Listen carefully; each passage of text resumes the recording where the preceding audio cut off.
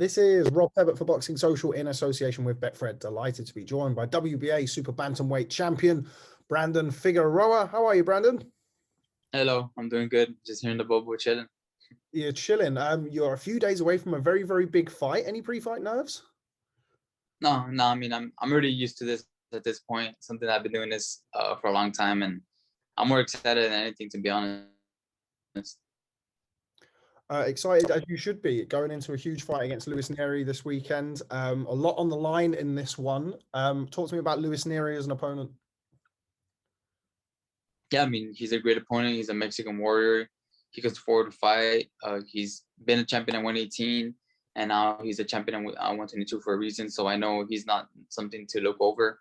But I'm ready. I prepared myself 110% for this fight because I know he's not an easy fighter. And definitely, we're coming in there strong and ready and really, really, really prepared for this fight. And, God willing, to take home that belt. Now, we've seen throughout Luis Nery's career, we've seen him let go of the big shots. We saw him last time out, probably adopt a slightly different style than we've become used to seeing from him. What are you expecting from him on Saturday night? I don't know. I mean, I don't know what his game plan might be, but I just know that I'm going to be putting pressure, take the fight to him, and we'll see what his game plan is in. What did you make of his last performance? Of course, he was with Eddie Reynoso, part of the Canelo team. He's since left there. What did you make of his performance? It was a pretty good fight. I mean, even though I kind of thought the other guy gave a better fight, I think the other guy got the best of him. But at the end of the day, this is boxing, and I'm just happy to be sharing the ring with him this Saturday. So yeah, it's gonna be an exciting fight. Now, it's been last time you were out was September. What did you make of your performance, and how have you how have you progressed since then ahead of your bout with Luis Nery this weekend? Yeah, it's probably been the most inactive I've been. And, I went in there, did my job. I dominated Daniel Vasquez, and I got him out of there. And, now I'm facing another lefty, which is Luis Nery, and, just been consistent, dedicated, making sure that, I don't stay too much inactive. I always maintain myself in the gym. And yeah, I moved to training camp over here in Indio, California, and we finished camp over here really, really, really strong. So we're ready, and we're ready to go. You mentioned boxing another lefty. Of course, most fighters don't customarily come across too many left-handed fighters, too many southpaws. How beneficial do you think it is, the fact that you've got that experience in your last fight against a lefty? Yeah, of course. It's just, muscle memory and just getting used to the lefties and how they move.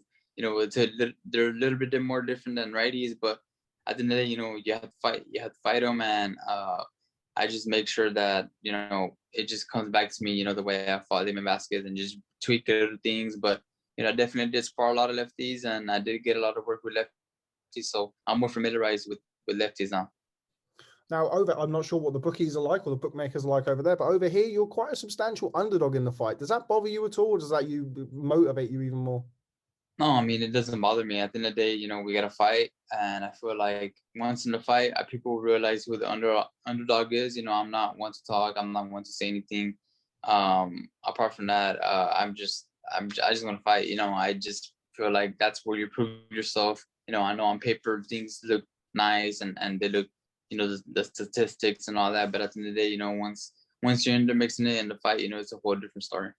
Now, you're two fighters who, throughout your career, you've both shown, you've shown kind of different looks. You've both shown that you're very action-packed fighters. You both throw a lot of punches. You've both got very crowd-pleasing, fan-pleasing styles. It's almost no way that this fight can't be a great fight, right?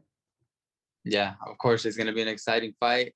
And that's one of the reasons why I can't wait. I can't wait for the fans to enjoy it, for the fans to get into it. And I feel like it could be fight of the year, just depending on how he comes to fight. And, I'm willing to give it all on the line for the belt.